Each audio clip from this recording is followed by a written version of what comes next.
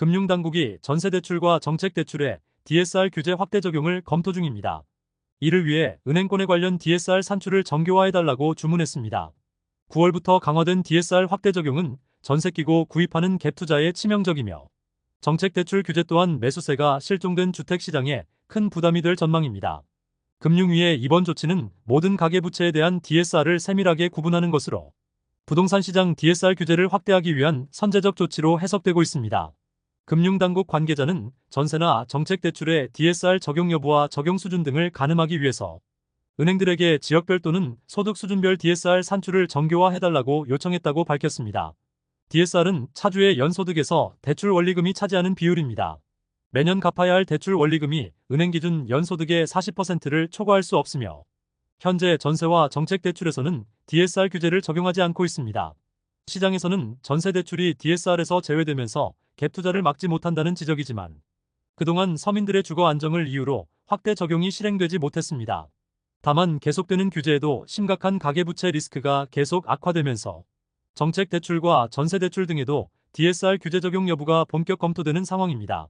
또 전세자금 대출 보증 비율 하향 조정 등도 검토 대상이 될 수 있습니다. 앞서 금융당국은 가계대출 한도를 축소하는 DSR 2단계를 시행하면서 수도권에 대한 은행의 주담대 한도를 지방보다 더 많이 축소한 바 있습니다. 은행권의 자체적인 대출 억제 방안까지 더해지면서 9월 가계대출 증가폭이 줄었으나 상대적으로 주택담보대출은 증가 추세가 이어지면서 불확실성이 이어지고 있습니다. 금융당국은 금리 인하 등에 따른 가계부채 증가 양상과 추이를 면밀하게 지켜보면서 DSR 데이터를 바탕으로 가계부채 관리를 위한 추가 대책을 과감하게 시행할 것이라고 했습니다. 일각에서는 최후의 수단으로 불리는 LTV 한도 축소 등도 거론되는 상황입니다. 금융당국은 대출 수요가 제2금융권으로 이동하는 풍선 효과도 예의주시하고 있습니다. 제2금융권은 DSR 한도가 은행권 대비 10% 높은 50%를 적용하고 있으며 가계부채 관리가 안 될 경우 1금융 수준인 40%로 낮추는 방안도 검토 중입니다. 부동산 시장과 건설 경기 침체가 심각해지고 있습니다. 시장에서는 올해 하반기 중소업체를 중심으로 줄도산 공포가 확산되고 있고 폐업하는 사업체가 속출하면서 시장에 큰 충격이 나타날 가능성이 높아지고 있습니다. 건설산업지식정보 시스템에 따르면 올해 10월까지 폐업 건설업체가 2,653곳으로 나타났습니다. 종합건설업체 폐업이 442곳으로 작년 대비 15곳 증가했고 전문건설업체도 2,211곳이 문을 닫았습니다. 월별로는 매달 평균 265건에 달하는 건설업체 폐업 신고가 이어지고 있으며 건설 경기 불황 여파가 결국 줄폐업으로 이어지고 있습니다. 원자재 값이 치솟는 상황에서 인건비 등 고정 비용이 상승하고 있고 부동산 시장 침체로 시장에는 팔지 못한 미분양이 쌓이고 있습니다. 국토부 자료에서 7월 기준 전국 미분양 주택이 71,822세대로 집계됐고 특히 악성으로 불리는 준공후 미분양이 1만 6천 세대를 넘어서고 있습니다. 더 큰 문제는 향후 분양 전망도 리스크가 큰 상황입니다. 주산연 자료 등에서 수도권을 제외한 대부분 지역의 분양 전망 지수가 100을 넘지 못했고 특히 전남과 광주, 경북과 경남 등은 침체 상황이 심각하게 진행되고 있습니다. 건설사 관계자는 아파트를 다 지어도 빈집이 많은 상황에서 갈수록 일감은 부족한데 인건비 부담이 계속 늘고 있다고 전했습니다. LH의 택지를 구입한 뒤 대금을 연체하거나 토지를 해약하는 사례가 급증하고 있습니다. 토지 계약 해제는 최근 5년간 최대치를 기록 중입니다. 수도권 일기 신도시에서는 아파트 매도 물량이 쏟아지면서 매물이 쌓이고 있습니다. 주택시장 침체가 심화되고 향후 불확실성이 높아지면서 서둘러 집을 팔려는 집주인들이 급증하는 분위기입니다. 국회 국토위에서 공개된 LH 공급 택지 매매대금 연체 현황 등에 따르면 토지 매매대금 연체액이 지난 2020년 2조 5,391억 원에서 매년 증가 추세를 보이다가 작년엔 6조 9,281억 원으로 급증했습니다. 신규 분양 사업을 포기하고 토지를 해약하는 사례도 크게 늘고 있습니다. 올해 8월까지 해약된 토지가 총 462필지로 작년 249필지 대비 급증했습니다. 최근 수도권 일기 신도시 분위기도 심상치 않습니다. 아실 자료 등에서 고양시 일산 서구 매물이 1년 만에 25% 이상 급증한 4,443건이 나왔고 일산 동구 아파트 매물도 22% 이상 증가한 4,100건에 달하고 있습니다. 현재 일산 신도시에만 8,500건 이상의 매물이 쌓이고 있습니다.